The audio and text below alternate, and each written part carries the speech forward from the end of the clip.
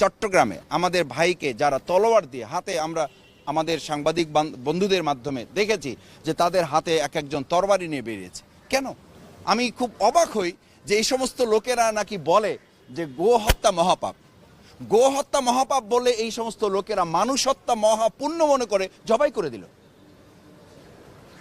তারা কোন ধর্মে বিশ্বাস করে? আমি মনে করি এরা কোনো ধর্মের লোক না, এরা রীতিমতো জঙ্গি এবং উগ্রবাদিতার মাধ্যমে বাংলাদেশকে অস্থিতিশীল করতে চায়।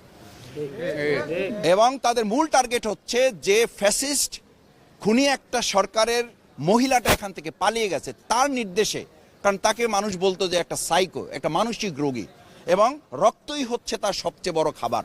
রক্ত না হলে তার জীবন, তার দিন পার হতো না। তার নির্দেশে পার্শ্ববর্তী রাষ্ট্রে বসে তাদের ইন্ধনে এই সমস্ত কার্যক্রম তারা পরিচালনা করছে, কারণ তাদের জ্ঞানের কোনো বহন নাই, তাদের জ্ঞানের শূন্য তাদের মধ্যে নাই।